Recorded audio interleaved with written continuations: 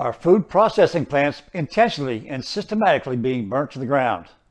We'll have that report next.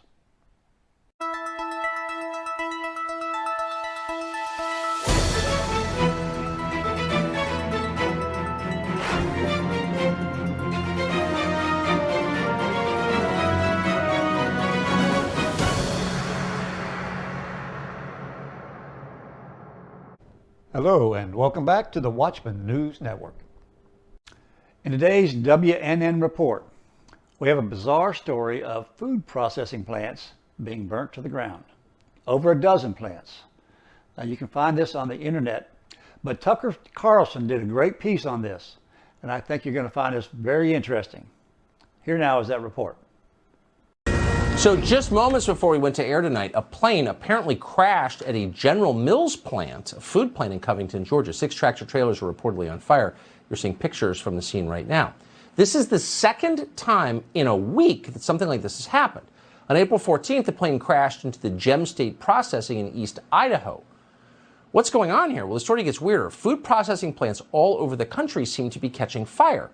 A couple of days ago, a fire destroyed the headquarters of Azure Standard, one of the largest organic food distributors in the country. At the end of last month, a fire severely damaged a fresh onion packing facility in South Texas. In Oregon, a potato chip processing plant just reported a boiler explosion that sent workers to the hospital. Here's a news report on that. Eastern Oregon, where crews are battling a major fire at a potato chip processing plant. Air 12 flew over the scene at Shearer's Foods on Highway 207 in Hermiston. We're told the fire was caused by an explosion of a portable boiler there. 2 people were taken to the hospital. So industrial accidents happen, of course, but this is a lot of industrial accidents at food processing facilities at the same time the president's warning us about food shortages. They're getting hit by planes and catching fire. What is going on here exactly? Jason Rantz hosts a radio show in Seattle and joins us to put it into perspective. Jason, good to see you.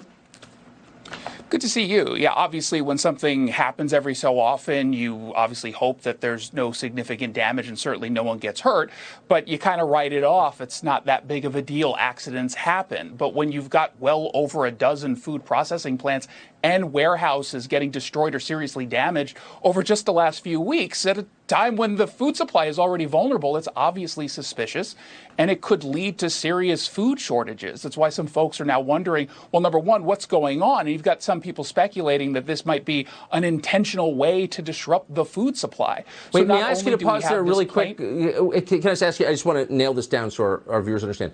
There have been confirmed over a dozen disabling accidents at food plants in the last month, over a dozen.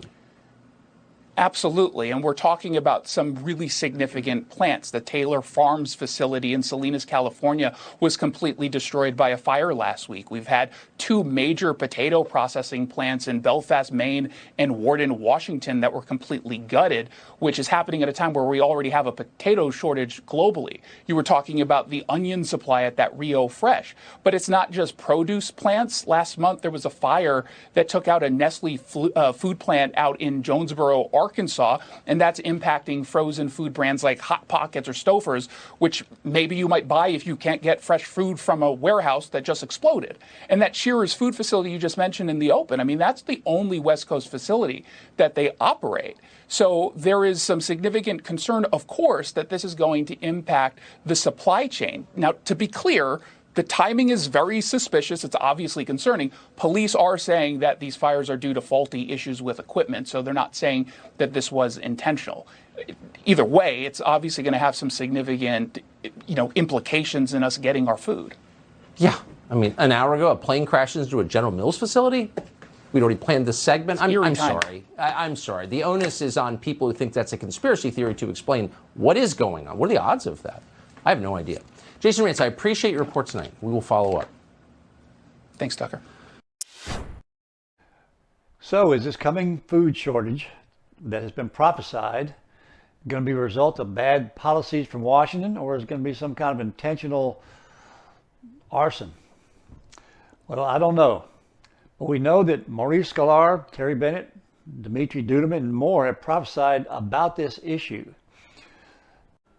Also in Catholic prophecy, the Virgin Mary has told its seers that there was going to be coming a food shortage and to store up.